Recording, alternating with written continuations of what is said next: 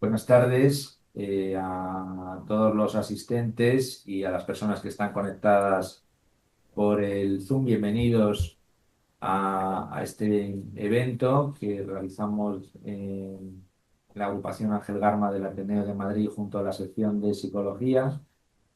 Bienvenidos a nuestros invitados de lujo hoy, Ana Petros y Roberto Goldstein, que están con nosotros. A Belén Rico, la presidenta ejecutiva de la agrupación Ángel Garma, pues también muchos la conocéis. Y hoy nos reúne en la mesa la presentación de un libro, Política, Democracia y Liderazgo, Efectos del Inconsciente. La autora es Ana Petros. Y también vamos a hablar, también, por eso está también en el cartel titulado, sobre la crueldad de las guerras y el sin amor de los líderes. Para mí es un placer, como presidente de la agrupación, daros la bienvenida a esta casa, hasta el Ateneo de Madrid, y este encuentro que hoy viernes por otro lado lluvioso, pues nos convoca. El Ateneo de Madrid, como sabéis, tiene una historia de pensamiento libre, de hospitalidad intelectual, y es un espacio que, en términos generales, invita, cuando se va caminando, a detenerse, a escuchar y a pensar. Es un lugar donde la entrada para las conferencias, para las actividades que tenemos, son varias las que se realizan cada día, pues es totalmente, como habéis podido comprobar, libre. Aquí la palabra conserva todavía su peso y su vocación de encuentro. Y es precisamente la palabra lo que nos va a reunir esta tarde.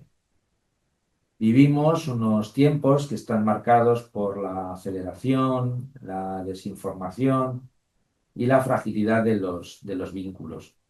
La política, como expresión de lo colectivo, se convierte en un escenario de pasiones, identificaciones, rechazos.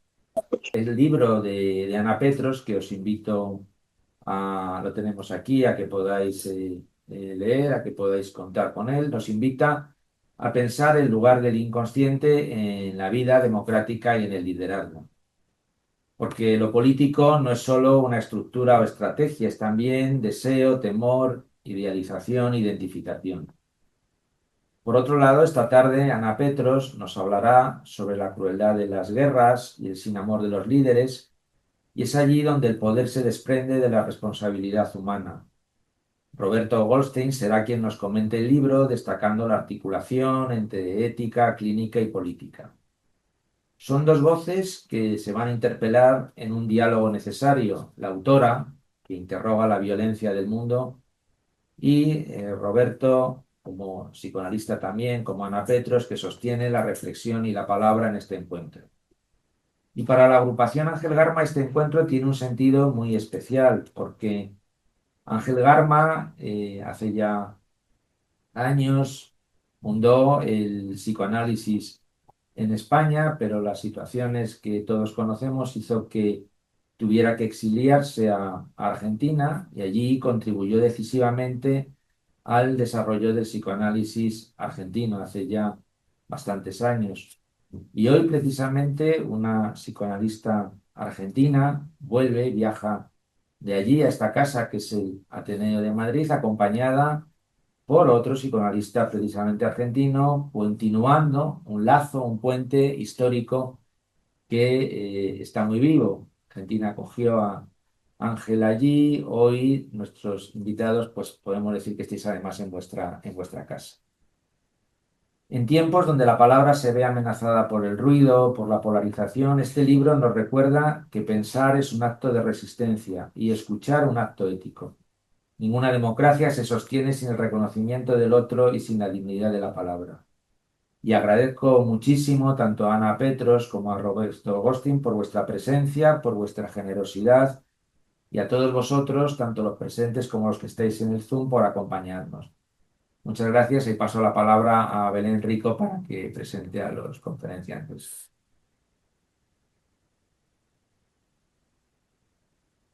Muchas gracias, Alfonso. Vamos a escuchar en primer lugar a Ana Petros. Ana Petros es egresada de la Universidad Nacional de Tucumán, exdocente de la Universidad Privada de Santo Tomás de Aquino, exdocente de la Universidad Nacional de Tucumán, exdocente de la formación clínica del Instituto Privado de Psiquiatría, fundadora de Otium, Espacio de Diversidades Culturales, fundadora del Seminario Psicoanalítico de Tucumán y Salta, la Escuela de Formación para Psicoanalistas, fundadora y coordinadora de Entre Sí, Lazo del Discurso entre Psiquiatría y Psicoanálisis, miembro fundador de la Red Americana de Psicoanálisis, miembro de la comisión organizadora y conferencista en el reciente coloquio internacional en Miami, en Estados Unidos, entre el 9 y 10 de mayo del 2025, que tuvo como temática los sentimientos resultantes de la pandemia. Miembro de la Asociación Europea de Historia de Psicoanálisis de Barcelona, en España, y es autora de publicaciones colectivas internacionales y nacionales, entre ellas la revista del seminario Sí, hace un años de introducción del narcisismo en México, Insistance número 13 en París, Francia, Letras do Síntoma en Río de Janeiro, en Brasil, y también es compiladora y coautora del libro internacional Sexualidad y los lazos sociales, única autora del libro Las encrucijadas de la sexualidad, que ya va por la segunda edición, que es un ensayo editado en español y también en portugués. Política, democracia y liderazgo, efectos del inconsciente, es un ensayo que hoy tendremos la posibilidad también de poder adquirir hoy aquí en la sala. Psicoanálisis y cultura hoy. Y también es coordinadora y autora de publicaciones colectivas como es Fijezas, del masoquismo originario, Perversiones y sus giros, el narcisismo primario y su totalitarismo, que está todavía en preparación. Desde hace 40 años sostiene seminarios como docente y también es conferencista en París, Nueva York, Miami, Río de Janeiro, México, Barcelona, etcétera, y actualmente continúa en la transmisión del psicoanálisis y en la actividad clínica. Para nosotros hoy en la agrupación psicoanalítica Ángel Garma del Ateneo de Madrid, dentro de la sección de psicología también, es un placer poder contar con Ana, que ha tenido la generosidad intelectual y personal de desplazarse desde Argentina hasta España solamente para estar con nosotros esta tarde de Ateneo. Así que un agradecimiento muy especial por su gesto, que es de una gran riqueza intelectual. Cuando quieras, Ana. ¿Con este? Con este. Lo tengo. Está bien. Bueno, buenas tardes, buenas noches. Gracias a los presentes, a pesar de la lluvia. Gracias a los que están en la pantalla. Bueno, veo que hay gente de Buenos Aires, de México, de Tucumán, Argentina. Eh, bueno, y no sé cuántos más porque nos tapa un poco la misma imagen que se proyecta nuestra ahí. Agradecida por ellos que nos van a acompañar. Agradezco especialmente al Ateneo, que hoy ha tenido la gentileza, tanto Alfonso como Belén, de hacernos visitar este monumento de la cultura extraordinario, maravilloso, que acabamos de ver, de recorrer, interminable, donde han pasado figuras tan importantes, por lo cual estoy muy agradecida de ser muy invitada por ustedes acá. A Belén Rico, que tiene autoridad en esta sala, en la dirección de la misma, y a Alfonso Gómez Prieto, con quien tenemos ahora una amistad que iniciamos hace un tiempo y que entonces hacemos interlocución respecto al psicoanálisis. Yo voy a decir una serie de reflexiones. Esto no es una conferencia formal, sino es lo que yo fui dejando en los papeles mientras fui investigando cuestiones que me interesaban de la cultura y que nos toca, y que un psicoanalista, si es de su tiempo, no debe dejar pasar los sucesos históricos sin dar sus perspectivas y su responsabilidad sobre el tema. Quisiera comenzar con lo que se deduce del prólogo de la condición humana de Hannah Arendt. Se deduce, digo, porque textualmente no dice tal cosa, pero sí se puede poder pensarla en el prólogo de Hannah Arendt. Y ella se hace una pregunta: ¿por qué es tan difícil amar el mundo? yo voy a tratar de responder a quienes les interesa el mundo, tomando la vertiente de aquellos que lo dirigen, de aquellos que detentan el poder, a los que podríamos interrogarlos con una expresión que parece extraña si se tratan de seres humanos. Y a partir de esta consideración quisiera presentar la relación que hay entre el poder y los seres humanos, asegurando que ambos están ungidos, y voy directo al grano para decir que ambos están ungidos, el poder y el ser humano, de una crueldad originaria. Si apelamos al Génesis, el primer libro de la Biblia, tanto del Antiguo Testamento como de la Torá, se abren ambos con la creación del mundo. Y allí encontramos el primer asesino nombrado en la historia. Se trata, causante de una muerte humana, y se trata de Caín, hijo de Adán y Eva. Según el Génesis, Caín y Abel, como ustedes deben saber, voy rápido con esta historia, presentan sus sacrificios a Dios. Dios prefiere a Abel. Caín, muy enojado, con envidia con este hermano, de la envidia que surge precisamente de esta rivalidad entre hermanos, y la preferencia que llamamos fálica en el sentido de la preferencia amorosa de Dios por Abel, mata a su hermano Abel. Por eso es llamado el primer asesino en la historia, por lo menos escrita, de la humanidad, y el causante de una muerte humana. La gnosis, que sostiene un conocimiento espiritual y una comprensión, digamos, directa de lo divino, dice lo siguiente. Resulta que Caín no es hijo de Adán. Caín es hijo de Eva, que lo engendra con la serpiente Lucifer. ¿Cómo lo engendra? Con el aliento. Fíjense en qué curioso, porque María es engendrada por la palabra que escucha, nadie más que ella la escucha, diciendo que ella lleva un hijo en su vientre, hijo de Dios. Y en este caso, Caín es engendrado por el aliento de la serpiente sobre Eva. Quiero decirles que el aliento es una de las pulsiones que tenemos los seres humanos, como la vista, el oído, el habla, el olfato, que pocos han considerado el olfato como una pulsión importante. Aristóteles lo hizo, y en mi libro sobre las encrucijadas de la sexualidad tengo un estudio sobre el olfato y el olor. Dos pulsiones muy interesantes para pensar. Pues bien, Caín entonces no fue un niño totalmente humano, un niño de la carne, sino que provenía de un mundo que llamamos incognoscible, un mundo oscuro del espíritu, sede de todas las pulsiones originarias. Aquí voy a poner, en este nido originario, voy a colocar a la crueldad que no se detiene ni ante un hermano, para que vamos a hablar de todo lo que escuchamos a diario, y que proviene del lado oscuro del ser humano. Esto no pasa desapercibido para muchos pensadores. Freud interroga esta expresión de la Biblia que dice, amarás al prójimo como a ti mismo.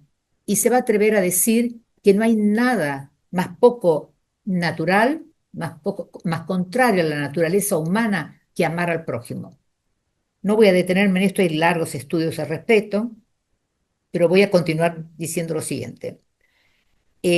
Aristóteles dice que la cuestión del sentimiento extremo, como la crueldad, está dado por la falta de la virtud en el trato con los demás. También Aristóteles está interesado por esto. Hobbes, ustedes saben muy bien, que dice que el hombre es el lobo del hombre. En fin, Bataille, ese gran escritor francés, escribe sobre el sadomasoquismo en un libro que se llama Mi madre, que pertenece a una trilogía. Es un libro que ya no está en edición, que yo lo encontré en alguna biblioteca y que escribí en el mismo texto de Las encrucijadas de la sexualidad, en ese ensayo, acerca del sadomasoquismo de una madre con su hijo, del libro tomado de Bataille. En fin, Deleuze, del cual voy a hablar después, también tiene un libro sobre Caín y la crueldad. Voy a Nietzsche, uno de mis autores dilectos. Él habla de energías pavorosas en los seres humanos, de instintos primarios de crueldad. y va a poner la falla, la causa de estos instintos primarios de crueldad en la falla de la civilización. Es decir, que la civilización pareciera no ser completa para ponernos en el mundo de otra manera, porque deja un resto que son esos instintos pavorosos existentes en el ser humano. Resulta que esa falla de domesticación para estos instintos hacen que esos instintos estén siempre al acecho en relación al prójimo, que lo vemos en los pederastras, en los femicidios actualmente, en los abusadores y fundamentalmente en las guerras que son de público conocimiento. Y cuando están al acecho contra uno mismo, son las enfermedades autoinmunes y autoaniquilantes. Voy a dar un solo ejemplo reciente que me causó un sufrimiento. Una amiga muy querida que hacía galas de que ella iba a morir fumando, a pesar de las prevenciones que le pedían que tuvieran los distintos médicos. Ella hacía galas de continuar con este instinto autoaniquilante. Bueno, resulta que antes de venir tuvo una amputación de una pierna. Es decir, vemos que no solo las guerras, no solo en los casos extremos que estoy señalando como el femicidio o la pederastría, en fin, los pederastas, no es ahí solamente que funciona, sino contra uno mismo. Y esto es lo grave que escuchamos y nos asombramos y nos duele. Si tomamos los rasgos actuales sobre lo que pasa en el mundo en relación a la crueldad, voy a decir que hay 7 guerras en el mundo en acción. Irán versus Estados Unidos, Israel versus Palestina, India versus Pakistán, Corea del Norte versus Corea del Sur, China versus Japón, Rusia versus Ucrania y China versus Taiwán, que según algunos investigadores dicen que si esta guerra continúa de aquí, de la guerra de China versus Taiwán, van a ser la tercera guerra mundial. Ojalá se equivoquen. El Índice de la Paz Global, el IPG, señala 61 países en conflicto en la actualidad. Es decir, si sumamos los focos de guerra más los países en conflicto, no solo indica el deterioro de la paz, sino que también indica la caída de las democracias. Para detener este aluvión de pulsiones originarias destructivas, no nos alcanza con la palabra haciendo pacto.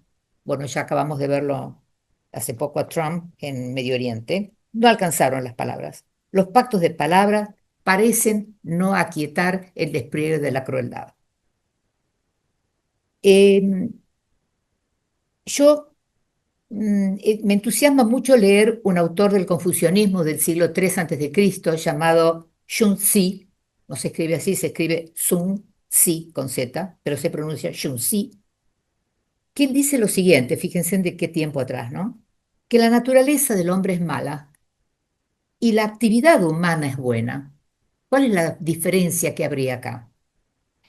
La naturaleza es mala de la del ser humano porque ataca y promueve lo sensorial.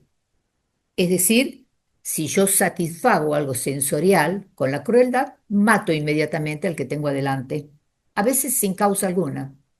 He matado por matarlo, contestan algunos. Es una descarga. Lo sensorial es una descarga. Mientras que la actividad humana es buena, dice Sun Tzu, para decir que la bondad es un artificio, es un arte, es un tejido que el ser humano tiene que ir haciendo en sí mismo con esas pulsiones originarias crueles. Entonces, la bondad, para Sun Tzu, es un artificio. Lo cruel es aquello que yo diría que es la carne en sí misma, es decir, lo que no tiene simbolización alguna. No se aquieta con la palabra civilizadora. Por eso fallan los pactos. Matar en la guerra no es matar a un sujeto, es matar al otro en tanto cuerpo, carne. Por eso las guerras se concluyen diciendo son tantos los muertos que hubo, tantas son las caídas, son estadísticas. Si uno imagina en una guerra la siguiente situación, un tanto ridícula, pero la voy a traer para distinguir de lo que es matar la carne a matar al sujeto. Supongamos que hay alguien caído, está el enemigo, que viene con un arma, va a matarlo, y el que está caído le dice, no me mates, soy tu hermano, o puedo ser tu hermano.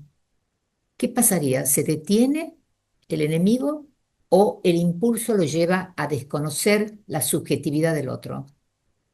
Esto sería la diferencia entre matar a un sujeto que podría ser un hermano, que podría ser un hijo, a matar simplemente el cuerpo del otro, el cuerpo que es carne. Estos instintos que llama Freud elementales de satisfacciones directas son las que podemos ver también no solo en la guerra, sino por ejemplo en la drogadicción, en cualquier adicción, cuando por ejemplo un sujeto dice no puedo parar con la droga porque necesita la satisfacción inmediata.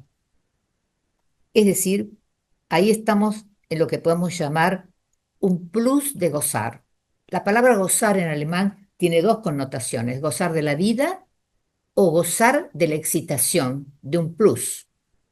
Gozar en un más allá de gozar de la vida como placer, quiero decir. Entonces, este plus de gozar es sin rodeos. Ahora bien, si nos colocamos del otro lado, de lo directo, de la satisfacción, y vamos, por ejemplo, a preguntarnos acerca del otro cultural, de lo que algo estaba diciendo Alfonso en relación a la palabra, y hacemos el enlace de los instintos elementales con la cultura, con la civilización, decimos que el lenguaje con el que uno recibe a un niño en el mundo va marcando un otro tenor en el cuerpo. El cuerpo lo vuelve erógeno por hablarle al niño. Lo va, lo va sensibilizando, pero enlazado a la palabra. Cuando le dice, sos mi hijo dilecto, te quiero, mira, ahora te voy a bañar, estas palabras simples, que parecen simples, van volviendo el cuerpo algo más que carne. Así lo hacen las caricias, los abrazos. ¿Cuánta falta nos hacen los abrazos después de la pandemia? Porque por eso es necesaria la presencialidad y agradezco a los que están en presencia hoy acá, porque el cuerpo a cuerpo, en la mirada, en el saludo, en el abrazo, hace a lo que estoy hablando del enlace de esos instintos crueles, elementales, instintuales, que valga la expresión, a lo civilizatorio. La educación en los colegios marca la intermitencia de estos instintos. Cuando se dice que van a trabajar, van a estudiar, van a estar en el recreo, van a estar en la clase tal, van a hacer ronda entre los alumnos, van marcando también esa civilización de los instintos crueles. En fin, Freud estaba un poco aturdido con el tema de las pulsiones. No sabía bien cómo llamarlas, porque cuando él llama pulsión de muerte, no está hablando de dar muerte, está hablando de una pulsión compleja que va a virar hacia lo positivo, a pesar del nombre que tiene. Pero le quedan como deshilachadas algunas otras pulsiones llamadas, que le llama instinto, cuando dice, pero hay un instinto de dominio, hay un instinto del mal, hay un instinto de destrucción, hay un instinto de crueldad. ¿Dónde lo ponemos? Decía Freud. ¿Dónde los pongo? ¿Por qué un paciente cuando lleva un tratamiento no quiere curarse llegado a cierto punto? ¿Por qué quiere volver a situaciones inanimadas? ¿Por qué el hombre se resiste a ser mejor? Esto es lo que se preguntaba Freud. Deleuze, este psicoanalista y filósofo francés, escribió un libro que se llamó El legado de Caín. Allí habla de la crueldad que agobia a la humanidad. Entonces él dice, el matar no es el fin por el cual el instinto funciona. Lo que funciona es la excitación que cubre la distancia que hay entre el instinto y su fin, que es matar.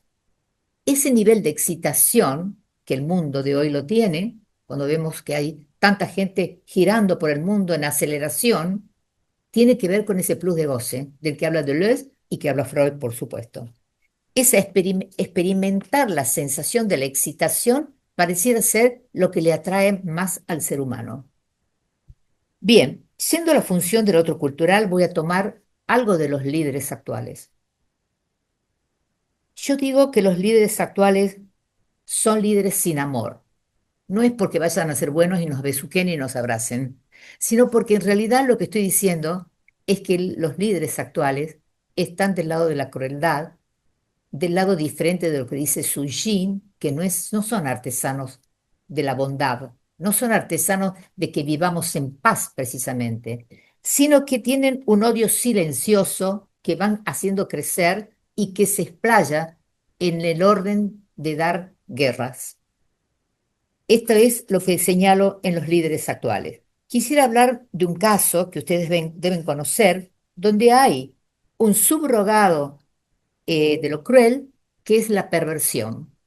Ustedes deben haber conocido el caso de Dominique Strauss-Kahn, este personaje, economista francés, candidato a la presidencia de Francia, pero que comete un error muy grave, por eso no llega, es uno de los miembros fundamentales de la creación del euro, por si no lo sabían. Él está en un hotel de Nueva York, y ya lo venían a buscar para trasladarse a Francia, salía del Fondo Monetario Internacional de Washington, que también era miembro del Fondo Monetario Sí, Internacional, ¿no? el presidente. Sí, era el presidente, fue presidente durante un tiempo. Se llamaba, para decirles bien, Dominique Strauss-Kahn. ¿Por qué digo que es un perverso? Nos muestra la perversión como subrogado de lo cruel.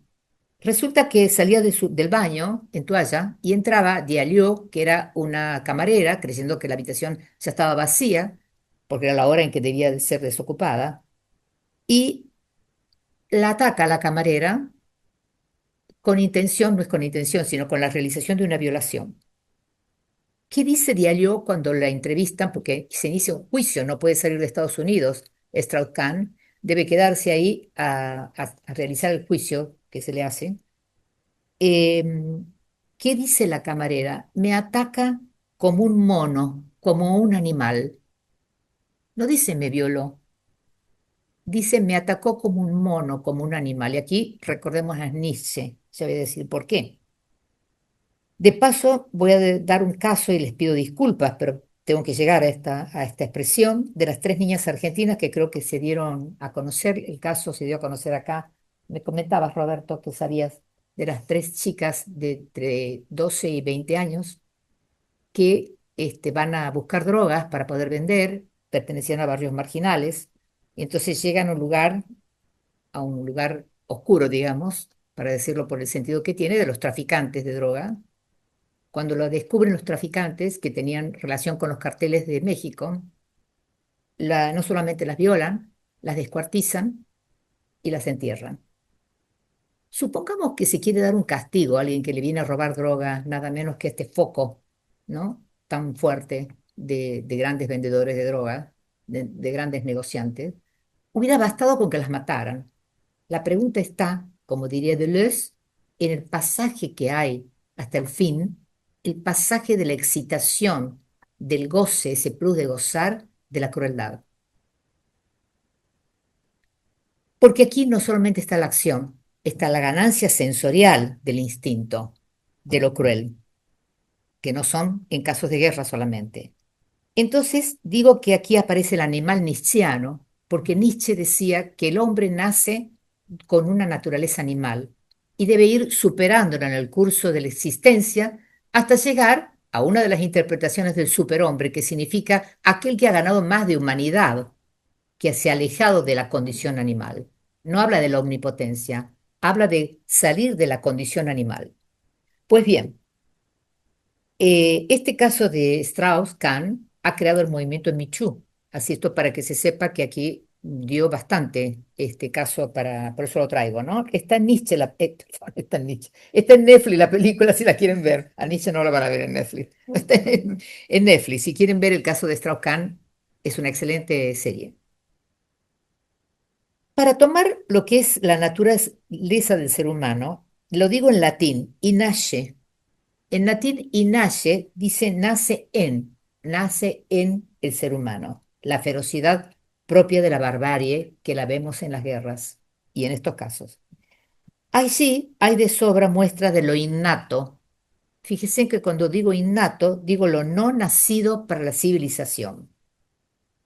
No estoy haciendo referencia a lo inhumano, estoy haciendo referencia a la inhumanidad, lo que sale del registro del humano, lo que nunca entró en el registro del humano.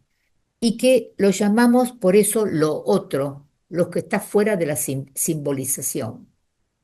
Lo otro tiene un artículo neutro que no está ni en el él ni en el la, está en el lo justamente por la imprecisión que marca lo neutro. Lo neutro es lo que también podemos hacer referencia a lo que no tiene género, a lo que no tiene sexo, a un lugar en lo real previo al lenguaje, sin significante, lo neutro, lo cruel, sin nombre, sin género, lo cruel es anónimo. Podemos colocar las palabras aristotélicas, es lo que está sin alma. Entonces, ¿es posible, me pregunto, combatir ese resto de real, inhumano, sin alma? ¿Es posible para evitar las guerras? No tengo demasiadas esperanzas. Lo cruel hace crecer el sadismo en el mundo y lo estamos viendo a cada momento. Los líderes actuales totalitarios como Putin, Xi Jinping, China, Kim Jong-un, disculpen, pero no soy ni coreana ni china, así que voy a decirlo a la mejor manera española. Kim Jong-un de Corea del Norte. Preguntémonos, Trump, ¿dónde terminará? No sabemos, dónde empezará tampoco, pero no podemos compararlo todavía a estos líderes totalitarios. Están ahí. Significa entonces que vamos en fracaso. Significa que estos líderes crueles, que mandan a la guerra, están ahí sostenidos por una gran población. El Nobel de Literatura actual, no sé si han leído algo sobre él, que se llama, también voy a hacer una españolización en esto, se llama Laszlo Krasznahorkai. Me gustó porque él escribe, el primer libro se llama Satán Tango, Tango Satánico, su primer novela. Ahí dice que la inteligencia de un pueblo está aniquilada por la violencia y también que el pensamiento y las ideas son aniquilantes por la acción misma. Y yo quiero traer a George Orwell, que se está poniendo de moda de nuevo. Fue un gran escritor, George Orwell, que escribe el libro en 1984. Ese libro, que se ha hecho un reality, que no tiene nada que ver con la novela, pero lo toman de ahí, que es El Gran Hermano, está ahí describiendo que hay un poder en un líder que puede ser no visible, que controla un pueblo de manera extrema, un super yo controlador, que con el ojo y el oído controla a toda la población para que tengan una normativa hacia dónde conducirse y no salirse de la línea. Se lo digo rápidamente. Ese libro, que él lo escribe en 1948, da vuelta a los dos números y lo pone como 1984. Para decir qué cosa, que el mundo gira hacia una potencialidad de los líderes crueles. Pone Rusia y Estados Unidos. Bueno, todavía no había nacido China potencialmente para Orwell.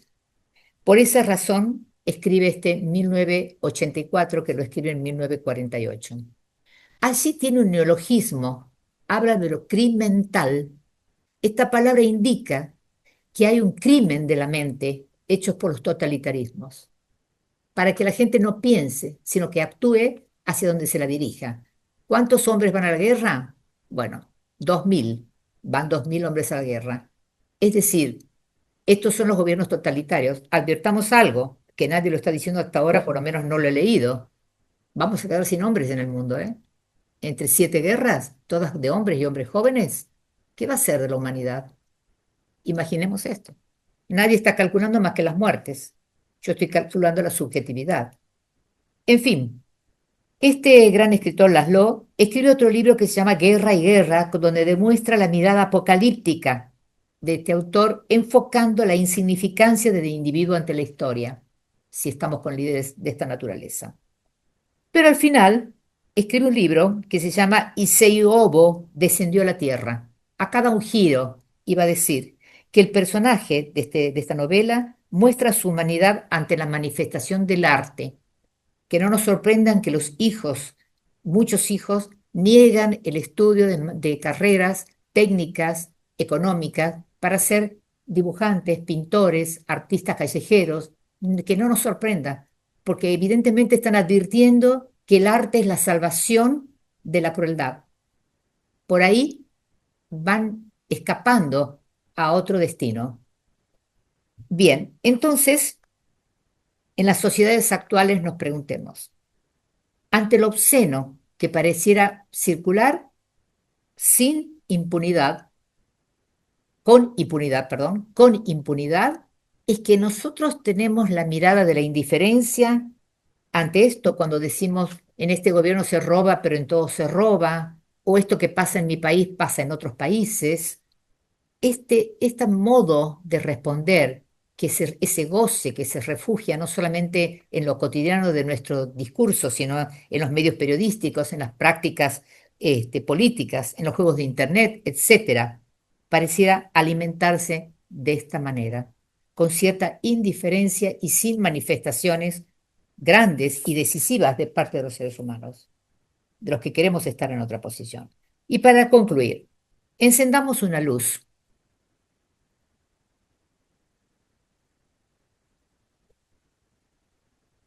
La luz que vamos a encender no es la que viene de afuera, no es la que viene de los líderes. Tengamos esta advertencia. La luz viene de nosotros mismos, de de la advertencia del lazo que hay entre la indiferencia, si nosotros no nos manifestamos, de la indiferencia, un lazo que hay entre la indiferencia y la elección de líderes de estas características. Porque los seres humanos tenemos un problema. Desde que nacemos queremos padres omnipotentes, padres sin fallas. Y por ello no advertimos que al crecer nuestra elección política era de líderes omnipotentes. Entonces, ¿qué le compete a los analistas, a nosotros los psicoanalistas, si hay algunos más acá que nosotros que estamos acá los cuatro? Nada menos que insistir en refundar la palabra en cada acto. No confundamos la abstinencia de no dar consejos, de no dar directivas en un análisis con la indolencia. Debemos sacar a luz la crueldad en el analizante, que está ahí. Si no lo hacemos es porque tenemos una falla ética o porque nos dan temor. Nuestra operación es regular ese goce perverso y cruel, bajo la ley de un significante que dice: no todo es posible para usted. No todo lo que usted quiere puede realizarlo. Ese significante que pone un tope a la acción extrema. Entonces, debemos confiar los analistas para seguir analizando en lo que decía Heráclito, cuando Heráclito decía que el sujeto es el que tiene la posibilidad de un cambio permanente, si no, no tendríamos, en nuestro caso, demanda de análisis. Heráclito miraba el correr del río y decía que el agua iba cambiando en cada movimiento. Así es el ser humano, alguien que es posible que sea cambiante. Si no fuera cambiante, no analizaríamos más. Borges tiene un poema muy bonito que ya les voy a leer, es muy cortito, donde dice lo siguiente, en el texto el otro, el mismo de Borges. Dice, él amaba también la lectura de Heráclito, ¿no? La poesía de Heráclito y la esperanza de Heráclito de que seamos algo que pueda ir cambiando como el curso del río. Y dice, el tiempo es un río que me arrebata, pero yo soy el río. Él es un tigre que me destroza, pero yo soy el tigre. Es un fuego que me consume, pero yo soy el fuego.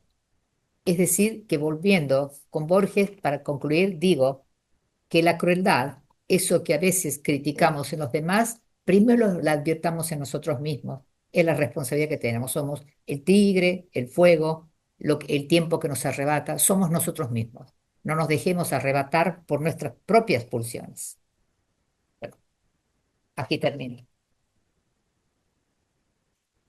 Bueno, vamos a pasar la palabra al siguiente ponente, Roberto Goldstein, que ha hecho el favor de venir desde Barcelona. Él es médico, psiquiatra, psicoanalista, miembro de la Asociación Psicoanalítica Internacional, miembro invitado de la Asociación Psicoanalítica de Madrid y también de la Organización Oficial de Psicoanálisis en España. Es presidente de la Asociación Europea de Historia del Psicoanálisis y ha sido antiguo vicepresidente de la Asociación Internacional de la Historia del Psicoanálisis. Es también miembro titular en función didáctica de la Asociación Psicoanalítica de Argentina. Bueno, Roberto, cuando tú quieras. Bueno, buenas noches a todos. Eh, bueno, me toca presentar el libro de Ana Petros, Chamas, Política, Democracia, Liderazgo, Efectos del Inconsciente. Yo agradezco mucho a Belén Rico y a Alfonso Gómez Prieto la posibilidad de ocupar una tribuna en un lugar tan prestigioso como este Ateneo de Madrid. Agradezco la confianza que ellos han depositado en mí al pedirme que presente el libro de Ana Petros, este libro que estamos hablando, Política, Democracia, Liderazgo, Efecto del Inconsciente. Y agradezco a Ana Petros que ha aceptado que se le presente su Por libro. supuesto, cómo no. Un orgullo. Sí. Cuando estamos por presentar un libro es importante dar a conocer a su autor y esto nos da una idea de la riqueza o no de la obra. Bueno, parece que nos pusimos de acuerdo con Belén, porque yo puse acá que prefiero dar un currículum vitae de Ana Petros, que ya lo ha dado. Para mí es muy importante relatarles, en este caso, cómo he conocido al autor, y en este caso, cómo la ha conocido Ana, en qué circunstancias. A Ana la conocí en el 2019, Barcelona, recomendada en su momento por un amigo común, el doctor Eduardo Breyer. Y, y quedamos de acuerdo que ella daría una conferencia en el seno de la Asociación Europea de Historia de Psicoanálisis sobre el tema transexualidad y la diversidad de los fenómenos sexuales. La sede de la Asociación Europea está en Barcelona. Tendría que dar toda una historia porque está en Barcelona. Bueno, pasó de París a Barcelona.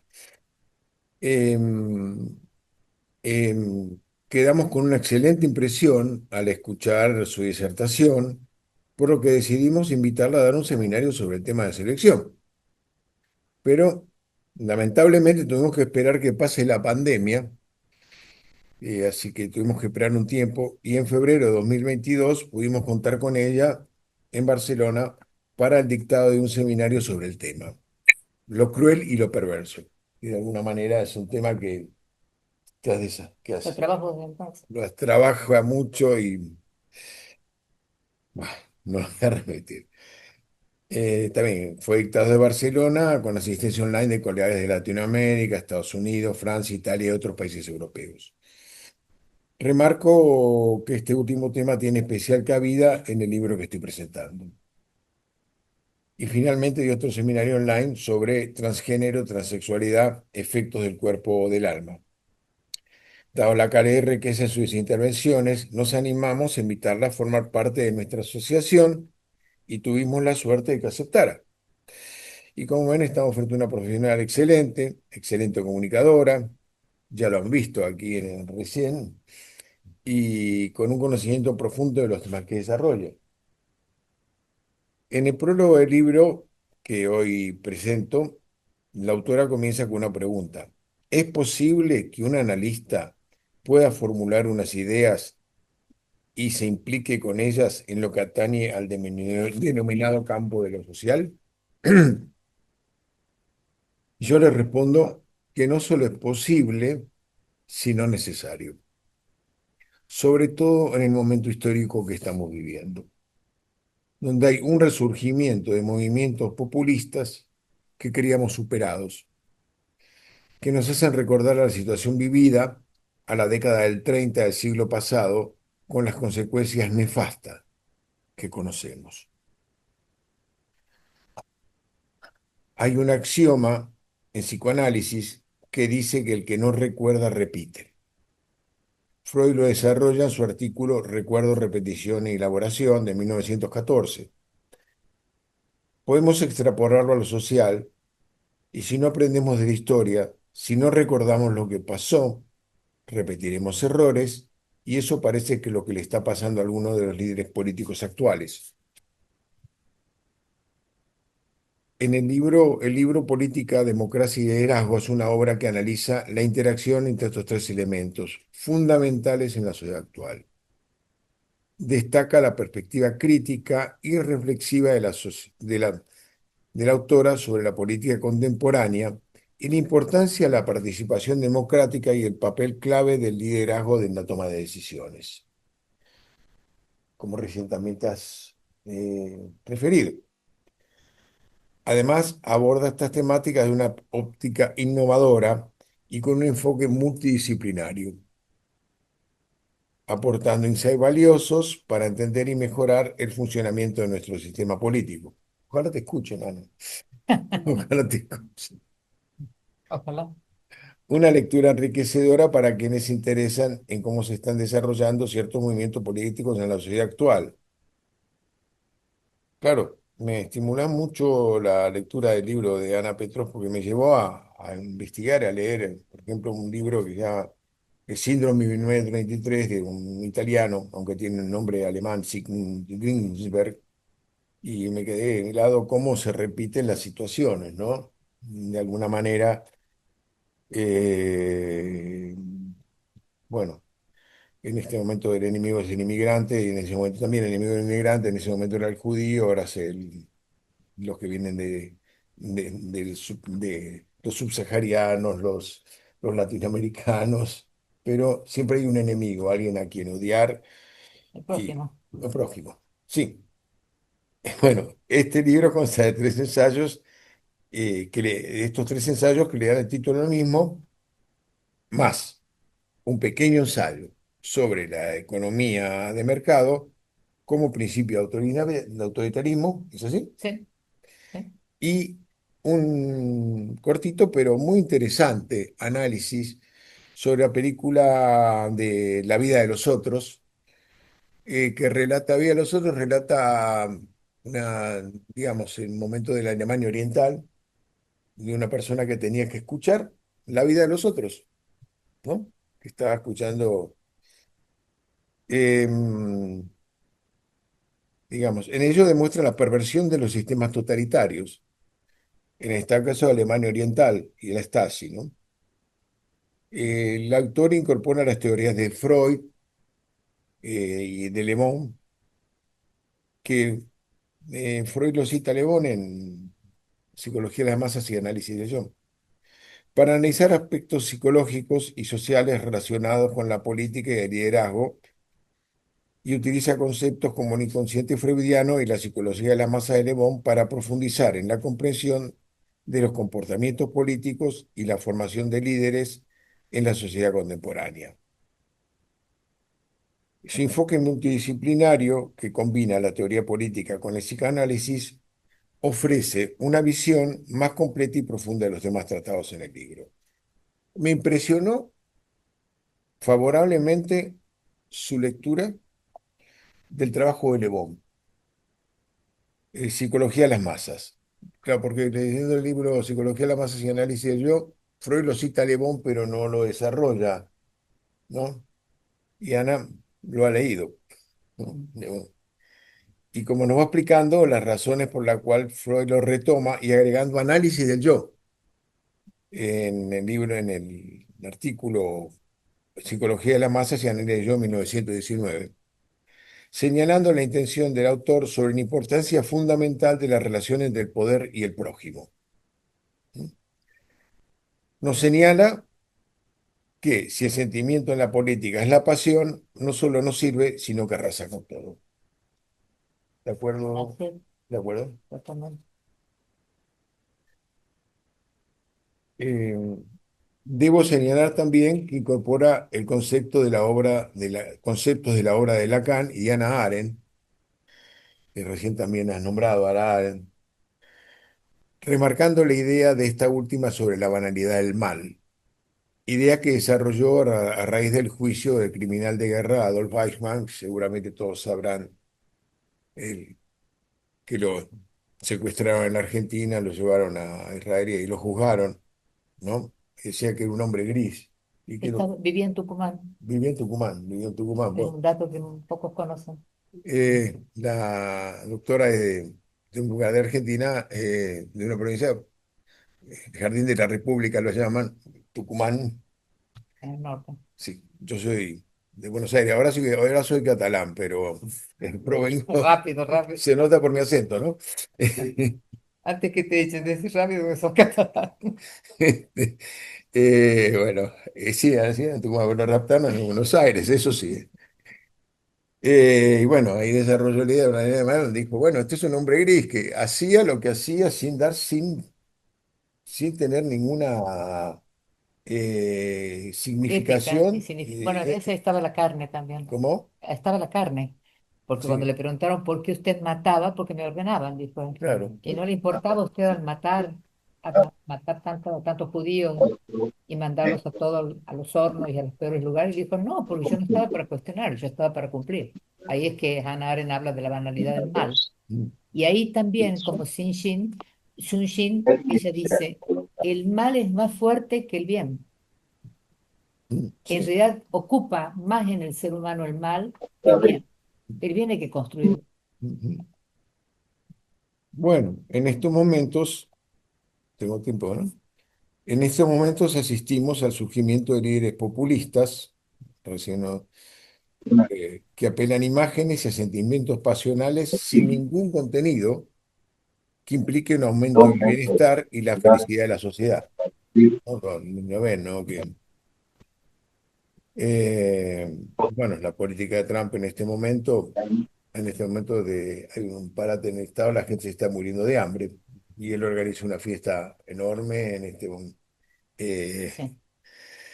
no me acuerdo para qué, pero se dirigen a una masa que necesita un líder como este necesita la masa.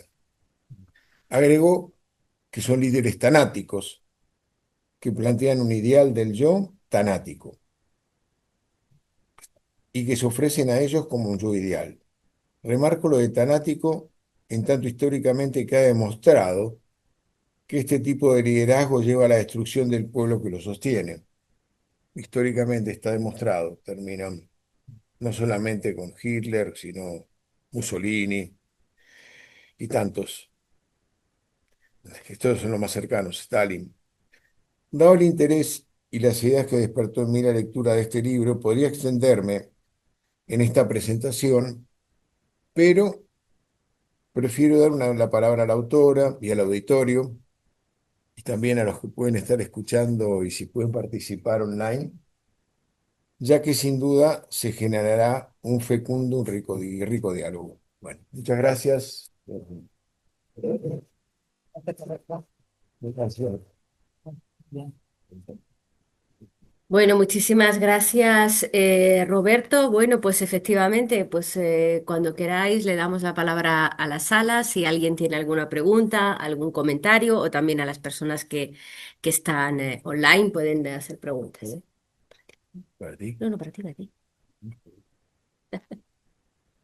Esa es una cosa. Sí, por favor. Sí. Bueno, muchísimas gracias, Ana. No, es la primera vez que te digo sí, presencialmente. A Roberto le conozco y ahora. Sí, Bueno, Ana Martín. bueno, y la verdad es que, bueno, felicitaciones porque ha sido muy clara para hablar de un tema que me parece que es súper complejo. Estoy muy de acuerdo con esta tesis que planteas, ¿no? Que es que el ser humano está más habitado por el mal, ¿no? Lo que bien hay que construirlos.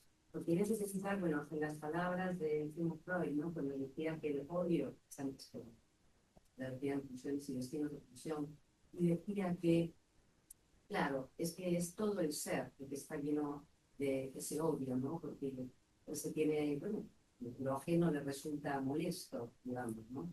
Y estaba pensando, claro, en el largo trayecto que hay desde este enunciado, ¿no? De que el odio es antes que el amor, hasta tu propuesta de las últimas palabras de Borges, ¿no? Que es la asunción de la responsabilidad individual. Es todo el trayecto subjetivo, ¿no? Entonces, claro, la pregunta es Si le damos el en micrófono. relación a... A ver, Un segundito, porque es la pena que se te ¿por qué no te caiga. acercas, por favor, Ana? Sí, te No, queremos más cerca. es una pena que se está perdiendo. Es una pena que se pierda lo que estás diciendo. Ya.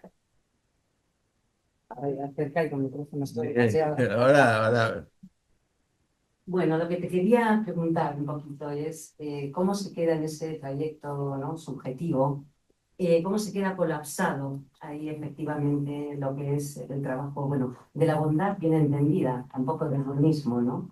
Pero de eso que dulcifica, podemos decir, todo ese, bueno, iba a decir mal innato, quizá, Sí, ¿verdad? sí, Eh, y cómo, yo me acuerdo que escribí un trabajo sobre el fanatismo ya hace tiempo, bueno, varios, pero uno sobre fanatismo en familia, que lo titulé Secuestro de la identidad, ¿no? fanatismo o sadismo. Fanatismo y familia, el secuestro de la identidad. Mm. Como desde esos mismos orígenes, ¿no? Que Amosov, el escritor israelita, ¿no? Hablaba en su libro Contra el fanatismo un poquito acerca de esto, ¿no? De cómo ya desde el calor del hogar eso se va alargando, digamos, ¿no? Entonces yo te quería preguntar un poco si tú crees que ahora esta intensidad odiadora en la que vivimos, ¿no?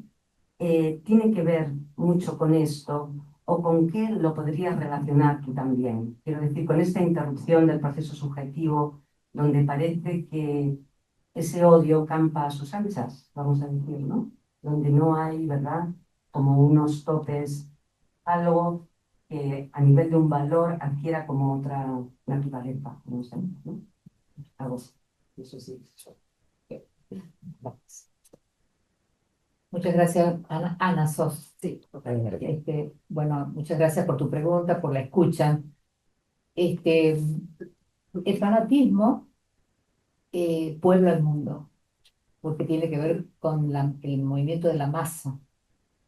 El que es fanático quiere, como decía, un líder omnipotente sin fallas, porque en realidad todos queremos un padre sin fallas. Viene desde ahí. Fíjate vos que si hay un padre débil, el niño lo desvaloriza, lo hace a un lado, le da vergüenza, prefiere el padre del amigo que es rico, que es potente, que es malo.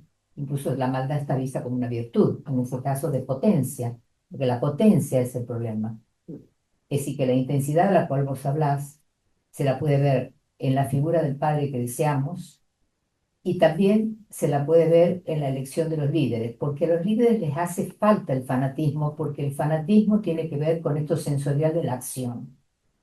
Fíjate vos, es muy distinto un movimiento populista de un movimiento popular. Un movimiento popular lo que lleva al seno de donde se va a hacer el reclamo es una idea. Queremos que nos rebajen los impuestos porque no nos alcanza para comer. El movimiento populista no sabe a qué va. Está ordenado por el líder que vaya a la plaza a hacer lío y que rompa todo lo que pueda. Nunca hay movimientos populistas, al menos en la Argentina, sin que se rompan los autos, se incendien, se rompan vidrieras, se agarren a pedradas, en fin. ¿Por qué? ¿Cuál es la diferencia? Uno lleva una idea y el fanático lleva la acción a la cual está ordenado a realizar. Esto es algo que es de lamentar, porque, por ejemplo, un movimiento popular se vuelve democrático. El populista no se vuelve democrático, porque necesita responder a ese líder para la acción. Por eso yo digo que las palabras del Papa, de Francisco, cuando va a Río de Janeiro, viene es elegido Papa, el Papa argentino, fue muy poco feliz cuando le dijo a los jóvenes, porque era reunión de jóvenes, miles de jóvenes en Río de Janeiro, salgan a la calle, hagan lío. Fue una frase tan poco feliz cuando yo la escuché, porque dije, está promoviendo la acción, no las ideas. Hubiera sido diferente si hubiera dicho, vayan a predicar, ¿no? Hay una diferencia entre mandar a predicar y mandar a hacer lío. Bueno, se sabe que Francisco tenía una raíz de movimientos fuertes de izquierda en la Argentina. No estoy en desacuerdo ni con la izquierda ni con la derecha, porque para mí son exactamente lo mismo a la hora del líder que conducen. Yo digo siempre que yo votaré, allá hay alguien que mueve la cabeza con dudas. Me encantaría saber su opinión. Me encantaría saber tu opinión. Después me la decís. Bien, gracias. Yo digo que no hay diferencia mientras el líder que los conduzca tenga la misma ideología, la ideología del fanatismo.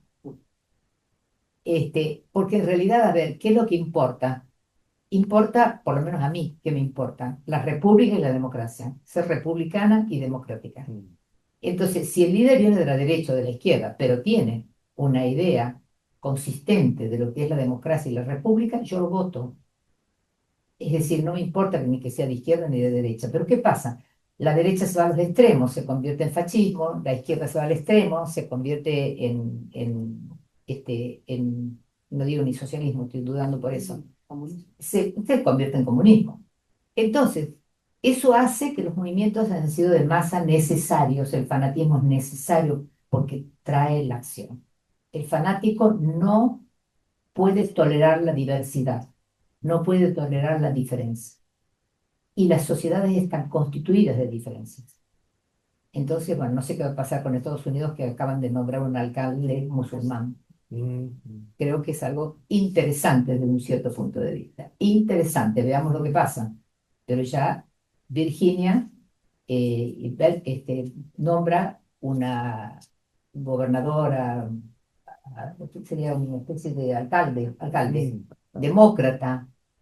¿Tolerará Trump que haya una demócrata de un lado, un musulmán del otro lado, que además está elegido por Internet, por las redes, que además es como nos vamos a conducir en el mundo? Ya los fanatismos se van a ir acabando, van a quedar núcleos fanáticos, pero que van a ser tan fuertes que yo supongo que van a dominar el mundo. Pero también la inteligencia artificial va a crear movimientos de fanatismo. En fin, estamos ante un mundo muy cambiante y al mismo tiempo muy conservador de las formas primordiales de lo que es la constitución social. Por ejemplo, yo digo que ahora, al tener estos líderes totalitarios, estamos yendo hacia la horda primitiva, el padre de la horda. ¿Qué tenía el padre de la horda? Era dueño de todos los voces. No existía el significante de que todo no es posible. Al contrario, el padre de la horda decía todo es posible y todo para mí.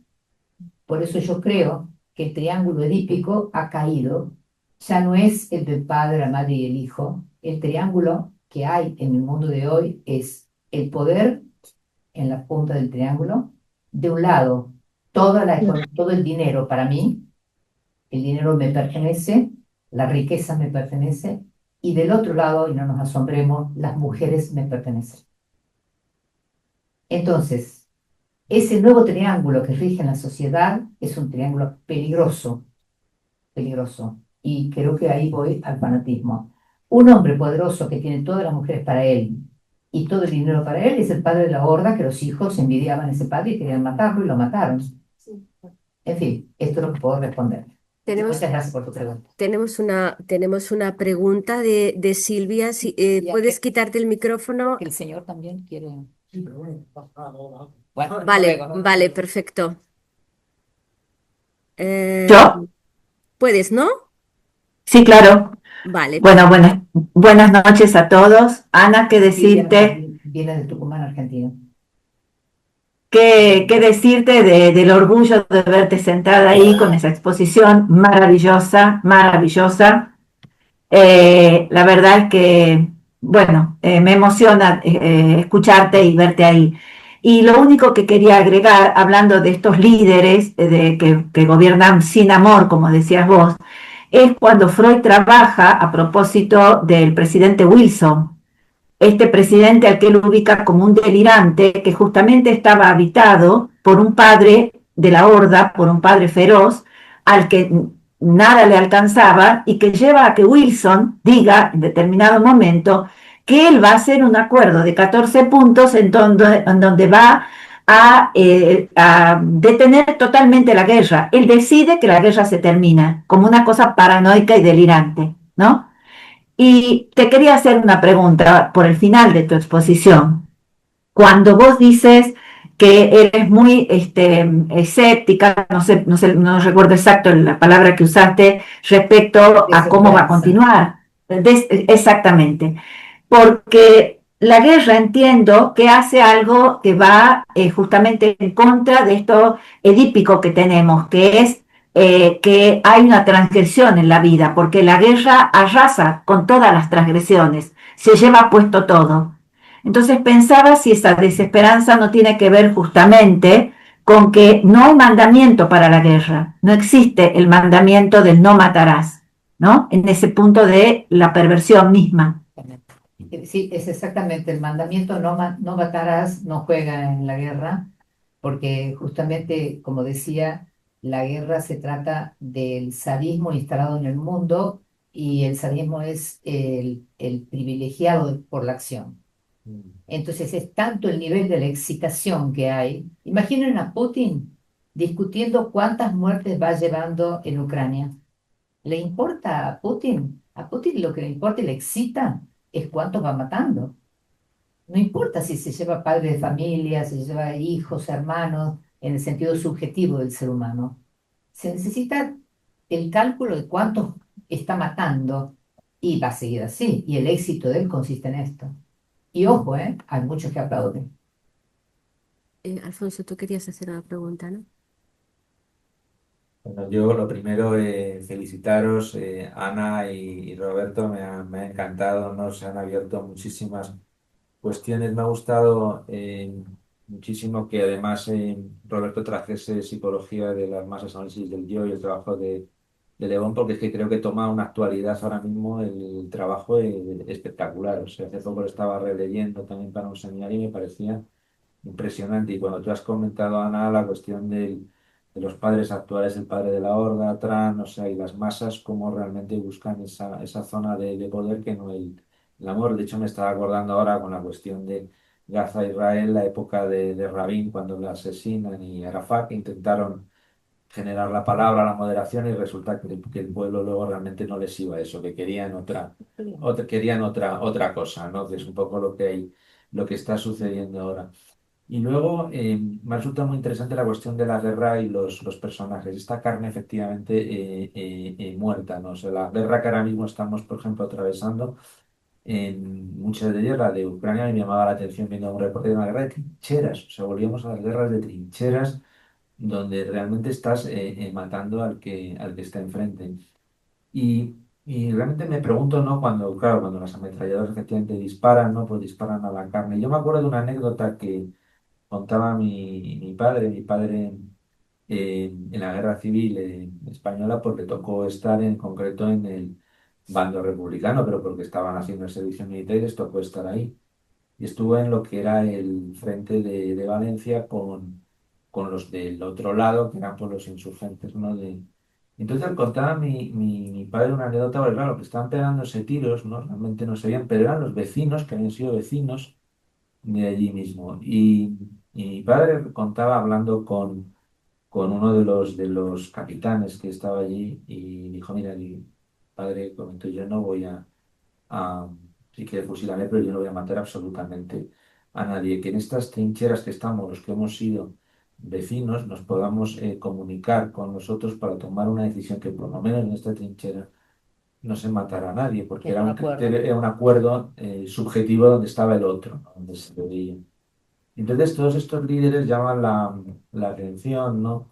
El hecho de que luego digamos, los gobernantes, los supuestos, se juntan, ¿no? En unas mesas para negociar acuerdos de paz, se juntan por los emisarios de Hamás, los emisarios de Netanyahu, y muchas veces realmente no sabemos qué puede pasar ahí en esas reuniones, ¿no? Porque esas personas no se están matando.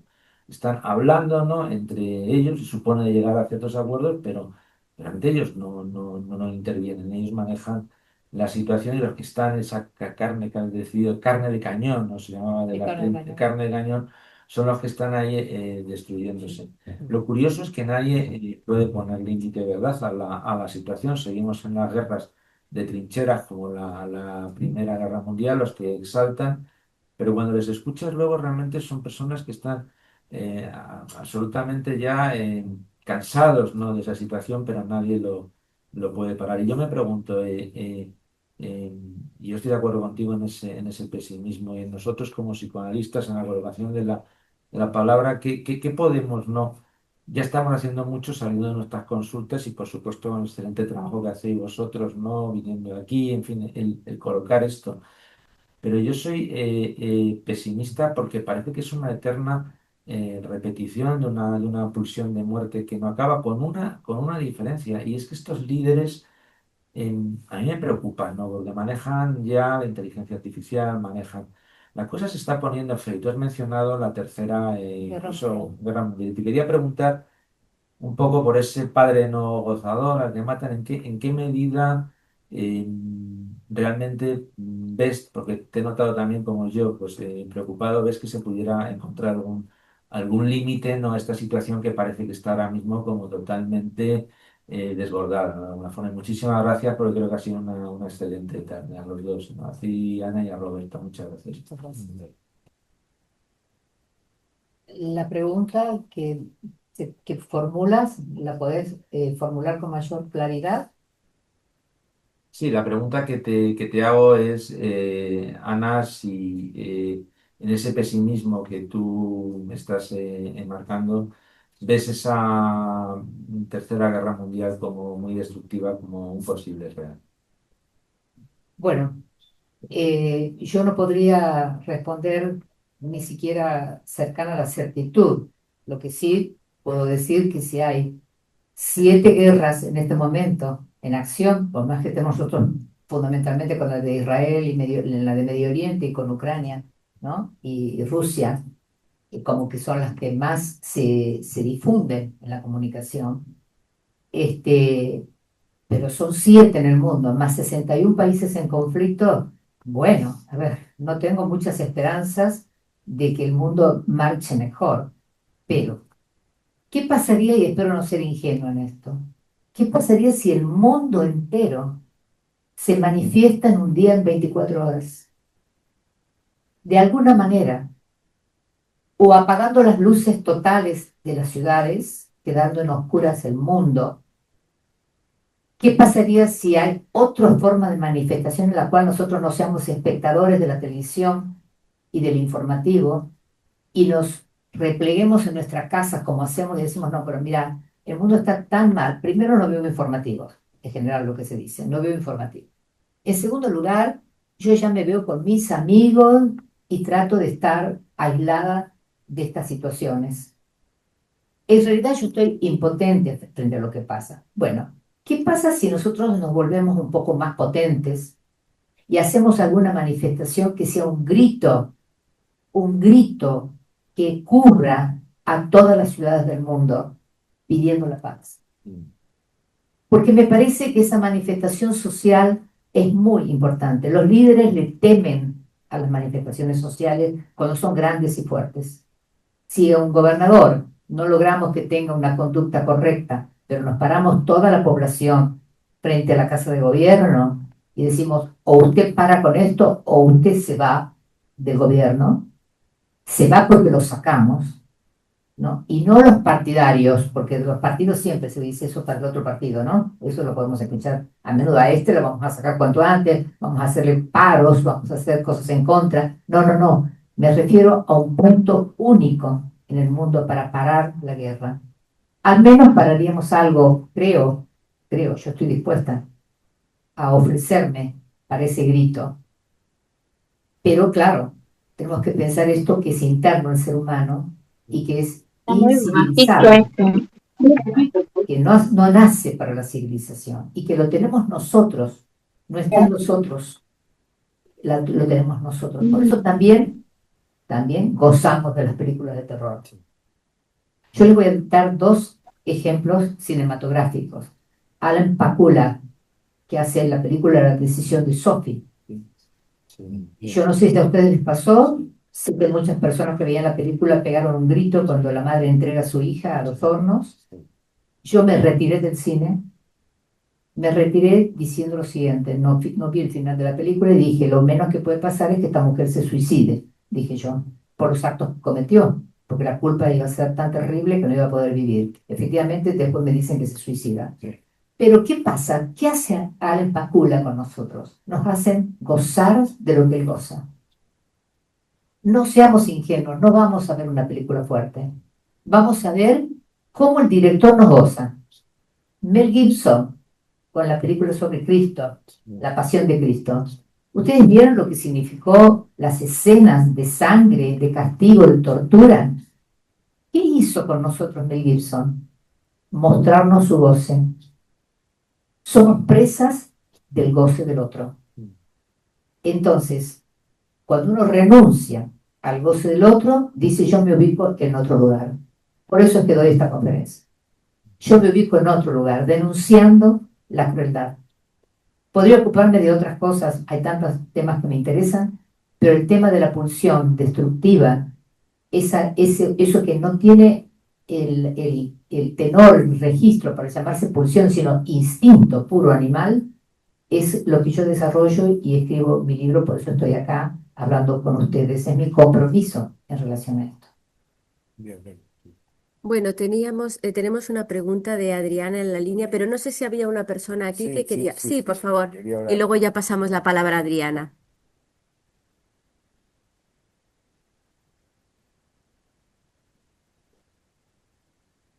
Primero de todo, muchísimas gracias por acudir a Madrid a dar la conferencia y bueno, enhorabuena también por lo que habéis vosotros comentado y mencionado en esta sesión.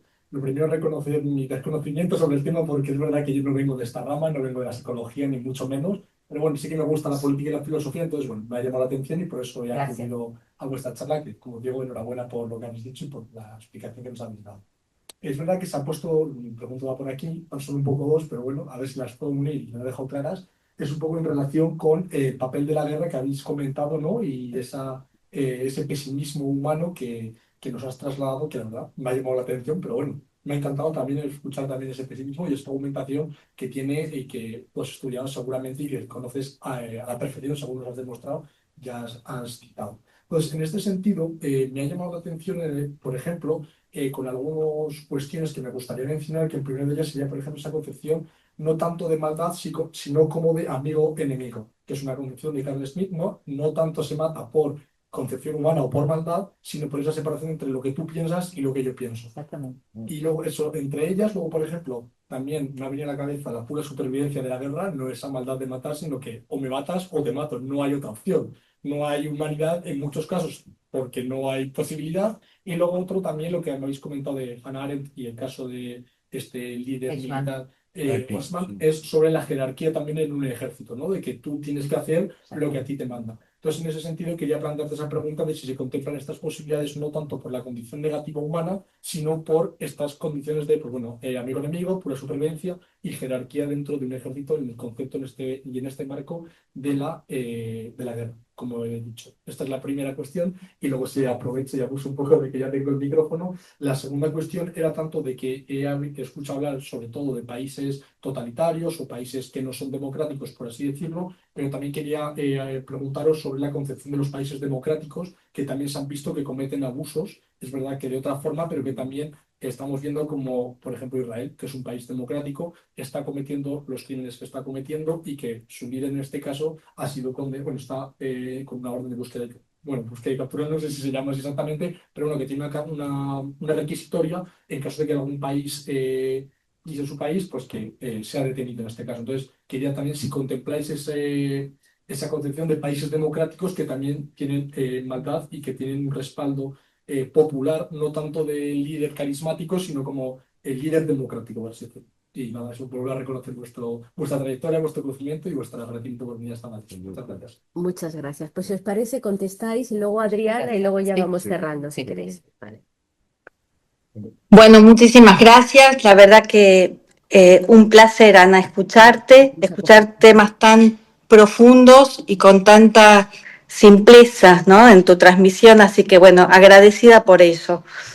Me quedé pensando en algunas cuestiones, por ejemplo, en esto que vos planteabas sobre las 7 guerras que hay alrededor del mundo. Y escuchando al último, me parece, la última persona que habló, no estoy tan de acuerdo en que la guerra entre Israel y Palestina, que no es Palestina, sino es contra el fundamentalismo y contra el totalitarismo, se podría ubicar dentro de esta cuestión de la crueldad, ¿no?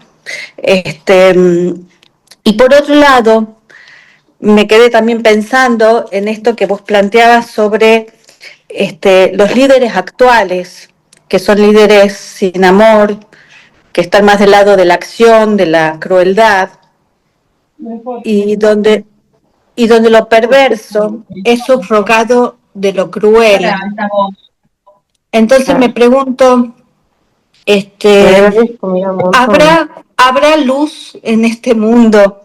¿Encontraremos líderes que puedan esquivar o puedan ir más allá de esta cuestión cruel y perversa? Bueno, en general voy a responder. Un país democrático que significa que ha sido electo democráticamente el líder y que ese líder lo que hace es sostener una democracia liberal. Significa, no estoy hablando de la línea política del liberalismo, estoy hablando de la democracia liberal, que significa la división de los tres poderes, el respeto de las individualidades, la libertad de prensa, la libertad de elección, etcétera, aseguraría una sociedad saludable. Pero como yo estoy diciendo que la crueldad nos pertenece a todos, no podemos asegurar que un líder que respete los principios democráticos no tenga manifestaciones crueles. Pero por eso digo que los ciudadanos debemos estar advertidos de que no nos gocen como quiera el otro. Pero esto desde la escuela, desde los padres castigadores, son padres crueles que someten a sus hijos a la sumisión. Y someter a la sumisión significa someter a la esclavitud, aun cuando estamos en pleno siglo XXI. Entonces, por eso no creo que se salve con la democracia solamente, sino con la advertencia activa de los ciudadanos de que no se exceda al otro, de que el significante primordial significa una idea, para que entiendan lo que es el significante, que está inscripta en el discurso de quien habla y en nuestro discurso, que significa todo no lo puedo. Por eso las democracias son mucho más respetables que los gobiernos totalitarios, pero los seres humanos no los admiten. Porque la democracia puede tener errores, la democracia puede tener fallas, pero tanto el error como las fallas y las insuficiencias son posibles de ser revistas, replanteadas. Esto es una democracia. No es el poder absoluto. Sin embargo, nos fascina el poder absoluto. Entonces estamos ahí diciendo, este es malo, este va a resolver bien, fíjate el poder que tiene. Siempre caemos en esto. Entonces, por eso digo, y lo que preguntaba Adriana Jodorowsky, yo no sé lo que preguntabas, Adriana, pero creo que la pregunta era si podía controlarse Adriana, ¿me podrías repetir la pregunta? ¿Cuál era? Bueno, de alguna manera encuentro como cierto escepticismo en que podamos encontrar en el mundo líderes que no respondan, ¿no?, a esta crueldad, porque vos lo planteabas justamente que es una cuestión innata, que nos pertenece a todos. Entonces, ¿cómo habrá alguna luz en el mundo? ¿Cómo encenderla, no? Bueno, creo que se deberían dar más conferencias de este tenor. Honestamente les digo. No tengo por qué ser yo, cada uno desde donde lo pueda hacer. Para que estemos justamente en la posición de ser responsables, fundamentalmente. Es la responsabilidad, esa es la libertad. La libertad no es hacer lo que uno le da la gana. La libertad es ser responsable de los actos. Yo quiero tal cosa, soy libre, lo voy a hacer. Pero soy responsable de las consecuencias.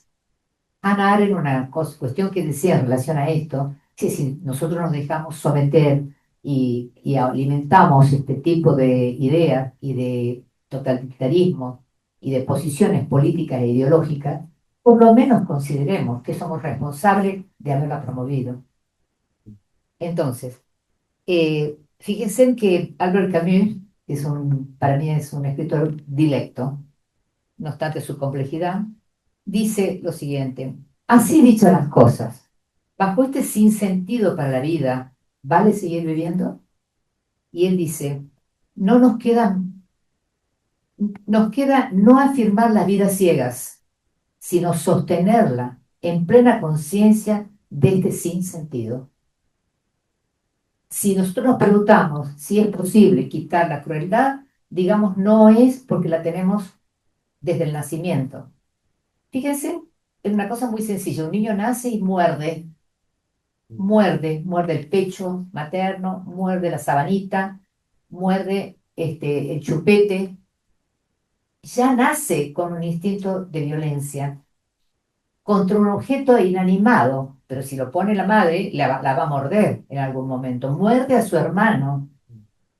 Entonces, ahí vemos en pequeños detalles que el ser humano está hecho de esa maldad originaria.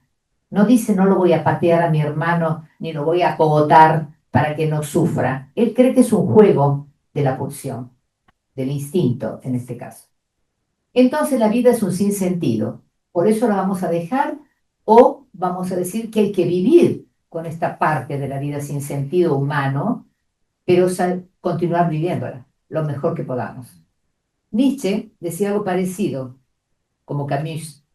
Coincidía en este sentido, Nietzsche es anterior por supuesto a Camus, coinciden en el sentido de la vida que no está dado, debe cimentarse sobre el coraje y la lucidez. Esto es lo que yo digo sobre la advertencia, estar advertido. Tenemos que tener coraje y lucidez para insistir en un mundo amable, haciendo una artesanía del amor, porque el amor en las parejas, si lo tomamos, no es algo que se aman de entrada y nos seguimos amando toda la vida. No, hay que construirlo el amor. Algunos dicen todos los días, bueno, un propio trabajo. Pero digo, de todos modos, el amor lo tenemos que construir, no nos está dado. El Señor nos gusta por algunas características, la señora nos gusta por algunas otras, pero en realidad eso no está asegurado en el amor.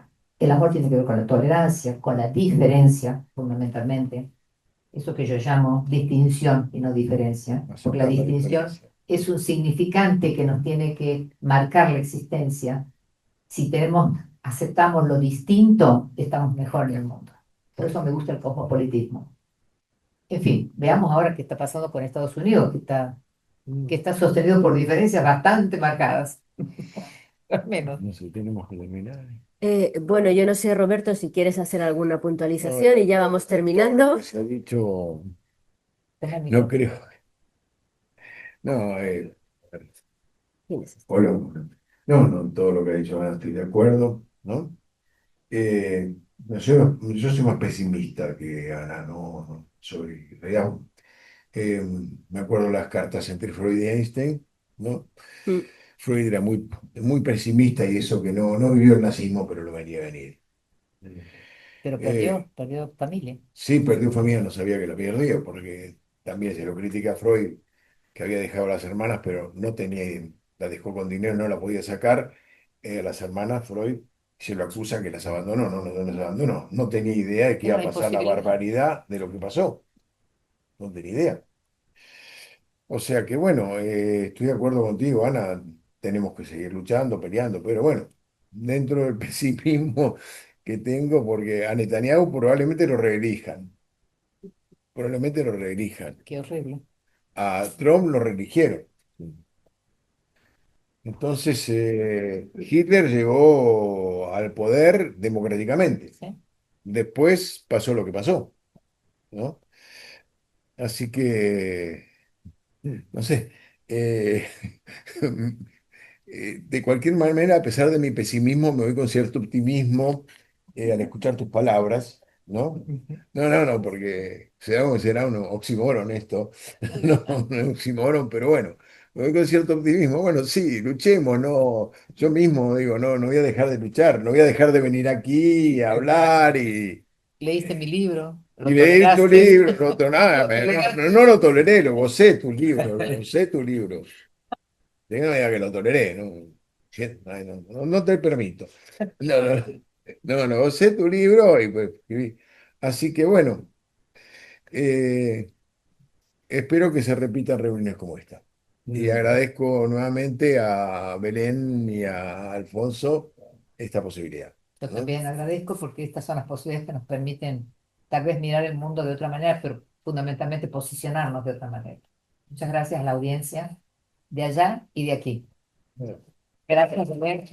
Bueno, muchísimas gracias. Antes de darle la palabra a Alfonso para que finalizar, recordaros que en esa mesa Ana ha traído dos de los ejemplares que están a la venta. Uno de ellos es del libro que ha estado explicándonos Roberto Goldstein y el otro, no recuerdo ahora el título, ahora que me La lo... encrucijada de la sexualidad. La encrucijada de la sexualidad, interesantísimo, Bueno, interesantísimo tema, que están a disposición del público para su venta y aprovechando que la autora lo puede firmar. Bueno, daros las gracias porque los dos habéis hecho un esfuerzo personal enorme de venir hasta Madrid, de venir a este espacio de la agrupación Garma.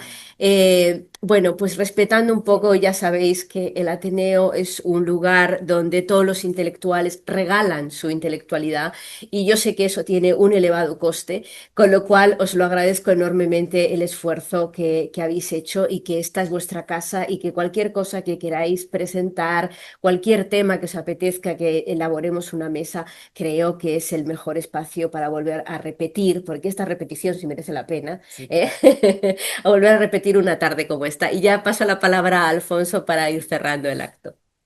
Bueno, muchísimas gracias, Ana, Roberto, por este lujo de tarde que nos habéis dado, a todos vosotros que habéis acudido, a las personas que han intervenido por Zoom, veo caras conocidas, colegas y amigos. Y efectivamente, estoy también con Roberto, con Ana, que esto es lo que podemos hacer, ¿verdad? Salir ahí los psicoanalistas, no a colocar precisamente palabras. Y me quedo me ha encantado y me ha emocionado algo que ha dicho ahora mismo, Ana, que es ese trabajo, bueno, esa artesanía. A mí me gusta muchísimo. Ni siquiera he dicho arte, artesanía, un artesanado hecho, ¿no? Con ese, digamos, ese cuido, esa meticulosidad del amor, como yo creo que ha sido también toda una artesanía y todo un disfrute esta mesa que habéis hecho. Os agradezco además, desde luego, pues todo el esfuerzo. Y lo dicho también, ¿no? Por Belén, aquí están estos libros, palabras no escritas, la verdad, y que tenéis la oportunidad para que la autora también os lo firme. Tenéis aquí vuestra casa, por descontado, para cuando queráis y para que hagamos pues, muchos más encuentros. Y nada, despido este acto y con un hasta pronto. Muchas gracias a Muchas todos. gracias.